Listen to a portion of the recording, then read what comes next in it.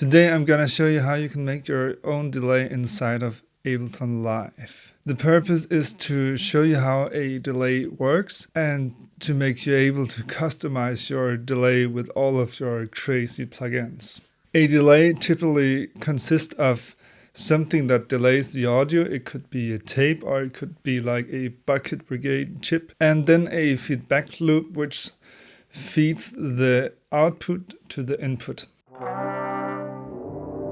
So the first thing we will do is to make a return track. So we'll go to create and insert return track. Now when we send the sound to return B, nothing really happens. So we need to add a delay. So we add a delay. I'm not going to use the feedback knob, and we're going to use 100% wet and no filtering. So we're only going to use it for actually delaying. So now when I press a key, it plays twice because it plays the original sound and then the delay. So the next question is, how do we make this feedback function? Well, we need to feed the output into the input. The B delay return track actually has this B send, which will send from the output into the input. So let's enable the send and turn it up a bit, and let's hear what happens. So now it has like 5-6 delays. So now the B sent on our B return track is our feedback knob. And when I turn it all the way up, then it will feed 100% of the output to the input, which just means that it will continue forever. So we can make loops this way.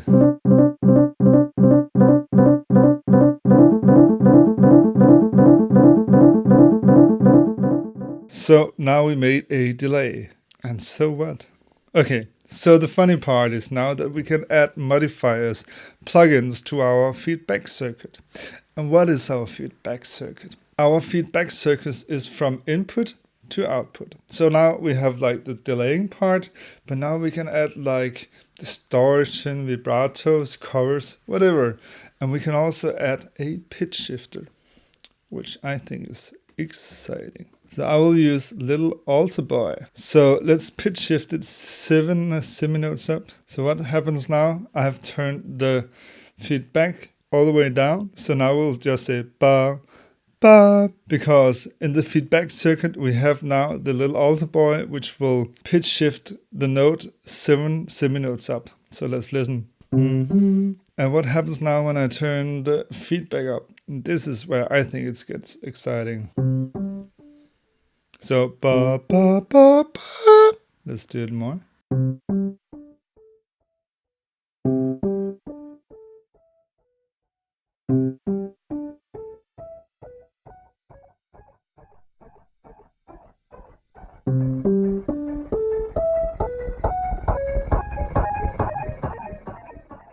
So for each time the delay repeats, it gets sent through this little alter boy again and alters the pitch. I pitch shifted just a tiny bit.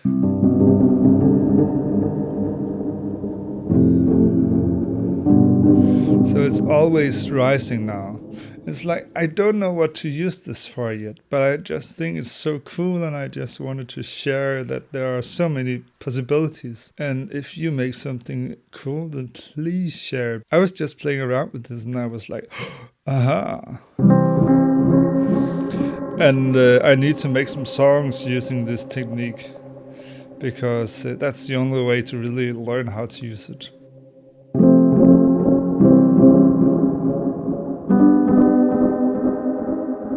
Okay, so I think this is extremely cool. But what we can also do is to add reverb, and I'm using Valhalla delay, Valhalla reverb.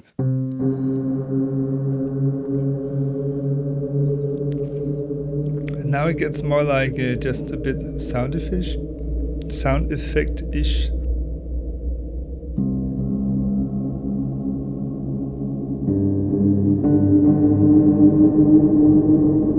But in an extremely cool way, I think. So let's turn up the drive. And let's add a limiter before it's too late.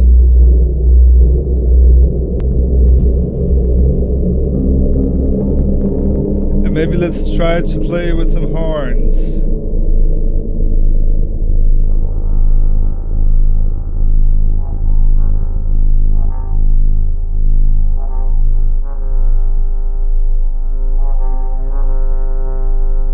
And I'll just make a low cut.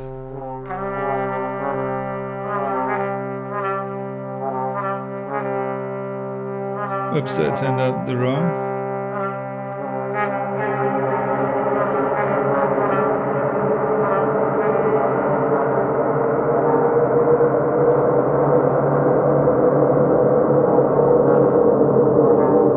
And let's turn down the mix so we get more of the original source.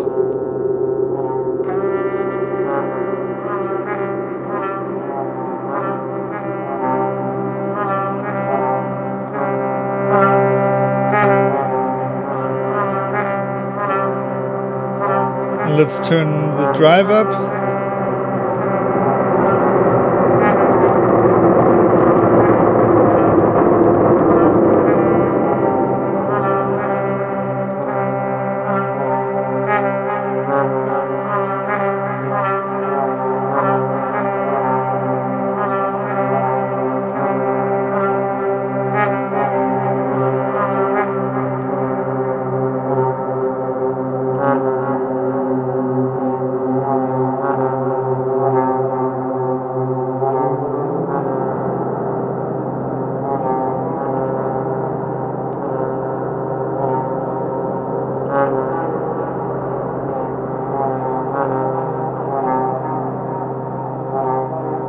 And again, it's just endless possibilities.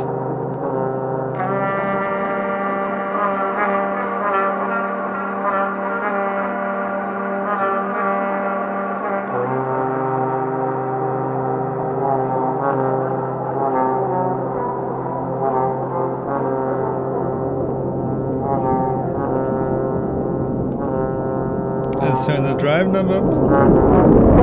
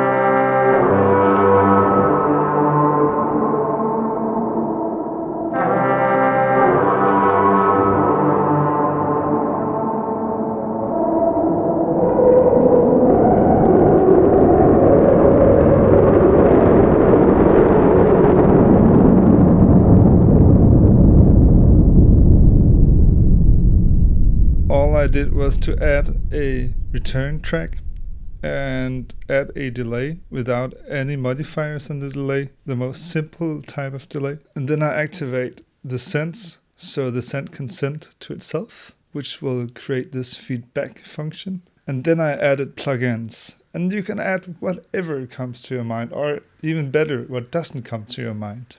If you want to have more control over what you do, then I would recommend you to do an audio track called re-echo, for example, and choose to audio input from the delay and monitor in. And then on the B return track, which is our DIY delay, I will audio to sense only. So now that you can control the volume of the echo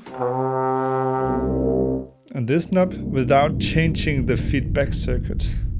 And you can also record the delay, which I think is a really good way to preserve the actual sounds that you create, because automation doesn't always do it exactly how you did it before.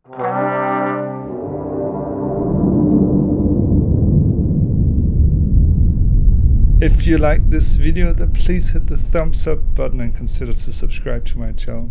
That would truly make me happy. And if you like my approach for making music, you can go to my webpage, ransby.biz, where you can buy an inspiration boost or a 6-week course into songwriting and simply unleashing your creativity. Go check it out if it sounds like something for you. Enjoy!